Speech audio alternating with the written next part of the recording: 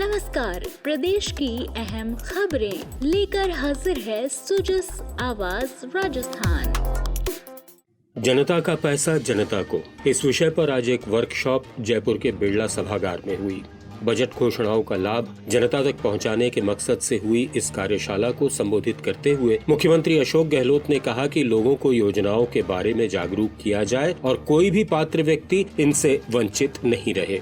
हम चाहते हैं हमारी एक एक योजना जो है उसी रूप में इम्प्लीमेंट हो, जिस रूप में जिसकी हमारी मंशा रही है।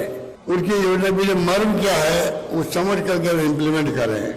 और जब हम कहते हैं कि महंगाई राहत कैंप लगाए जाएंगे 2 महीने तक, तो आप सबकी बहुत बड़ी भूमिका होगी उसके अंदर, इसमें कोई दो राय नहीं। और मैं उम्मीद करता हूँ कि ये जनसेवा हमारा कर्तव्य होना चाहिए, हमारे भाव होना चाहिए।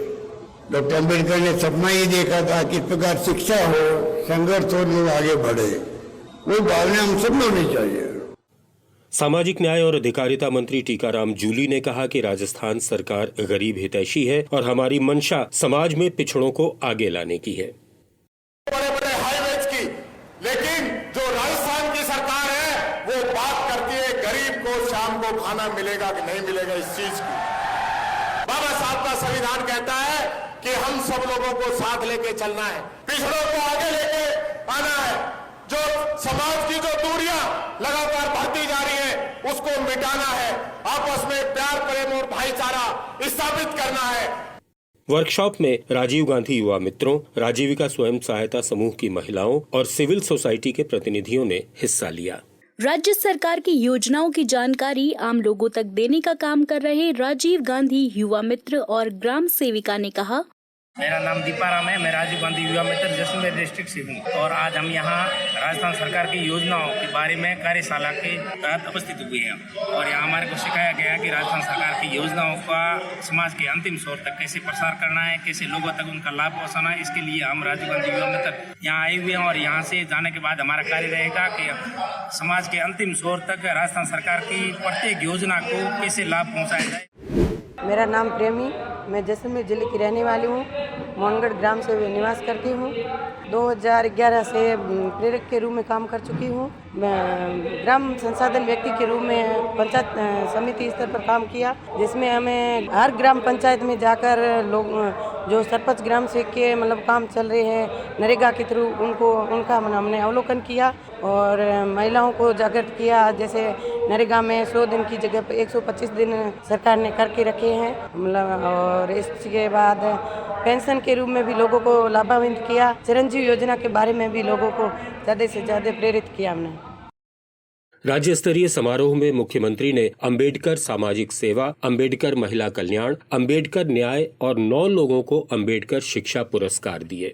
अंबेडकर सामाजिक सेवा पुरस्कार मानव सेवा ट्रस्ट राजस्थान को 1 लाख रुपए, अंबेडकर महिला कल्याण पुरस्कार जयपुर की सुनीता छाबड़ा और अंबेडकर न्याय पुरस्कार सवाई माधोपुर के एडवोकेट हरिलाल बैरवा को प्रदान किया गया। संविधान निर्माता डॉक्टर भीमराव अंबेडकर की 132वीं जयंती पर राज्यपाल कलराज मिश्र ने बाबा साहब को श्रद्धा नमन किया। श्री मिश्र ने राजभवन में उनके चित्र पर पुष्प अर्पित कर संविधान निर्माण और देश के लिए उनके अविस्मरणीय योगदान को याद किया। मुख्यमंत्री ने अपने ट्वीट संदेश में लिखा कि आज वो दिन है जो समस्त मानव सभ्यता को बराबरी, हक और सम्मान के संघर्ष की महान प्रेरणा देता है। अंबेडकर जयंती के अवसर पर मुख्यमंत्री ने जनपथ पर बाबा साहेब की मूर्ति पर पुष्पांजलि अर्पित की। मीडिया से बातचीत में सीएम ने कहा, आज सबसे बड़ी आवश्यकता है नॉन वायलेंस की, वायलेंस होना है, संविधान की रक्षा की और लोकतंत्र मजबूत कैसे रहे। आज चुनौती हमारे सामने है। बाबा साहब अम्बेडकर लक्ष्य में सब प्रदेशवासियों को संकल्प लेना चाहिए। हम उन्होंने जो रास्ता बताया था, संविधान की जो मूल भावना है, पढ़ लीजिए उसको, उनको आप याद कर लीजिए। अगर उसके अनुसार ही चलने हम सब लोग तो आधी समस्या समाधान हो जाएगा। देश का देश एक रहे, अखंड रहे, उस मुल्क में हम सबका संकल्प होना चाहिए। बाबा साहब अम्बेडकर साहब की जो सपना था, जो भावना थी, उनके अनुसार हम सब चले। मुख्यमंत्री ने जवाहर कला केंद्र में डॉक्टर अंबेडकर के जीवन पर आधारित कला प्रदर्शनी का उद्घाटन कर अवलोकन किया। इस अवसर पर सामाजिक न्याय और अधिकारिता मंत्री श्री टीकाराम जूली, जन अभाव अभियोग निराकरण समिति के अध्यक्ष पुखराज पाराशर, विधायक प्रशांत बैरवा सहित बड़ी संख्या में आमजन उपस्थित थे।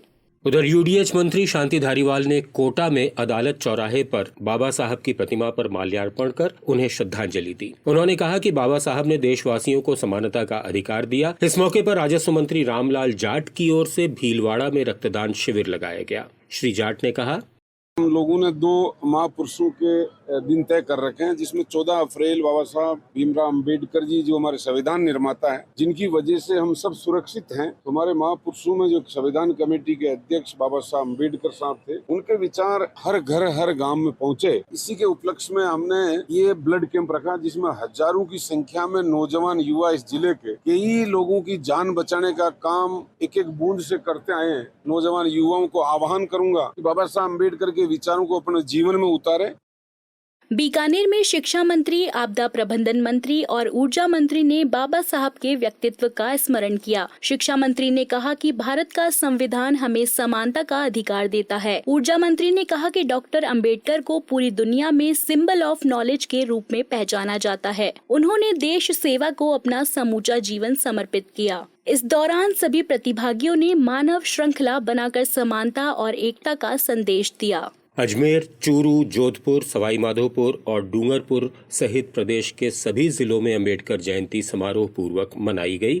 रैलियां और जुलूस निकाले गए और श्रद्धांजलि सभाएं, संगोष्ठी और कई आयोजन हुए। डॉक्टर भीमराव अम्बेडकर अमर रहे, अमर रहे, अमर रहे। डॉक्टर भीमराव अम्बेडकर अमर रहे, अमर रहे, अमर रहे। संविधान रचयिता अमर रहे।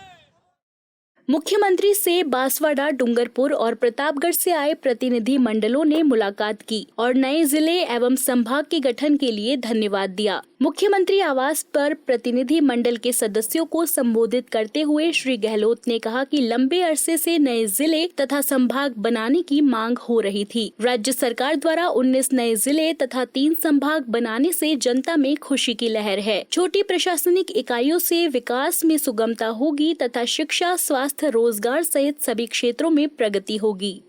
मुख्यमंत्री ने यह भी कहा कि 24 अप्रैल से 30 जून तक हर ग्राम पंचायत और शहरी वार्ड्स में कैंप लगाए जाएंगे। इनमें पात्र लाभार्थियों को 10 योजनाओं में रजिस्ट्रेशन के बाद मौके पर ही गारंटी कार्ड उपलब्ध कराए जाएंगे। उन्होंने लोगों से आह्वान किया कि गांव-गांव और ढाणी-ढाणी तक इसकी जागरूकता फैलाई जाए और इसके लिए विशेष अभियान चलाए जाएं ताकि पात्र व्यक्तियों तक योजनाओं का समुचित लाभ पहुँच सके।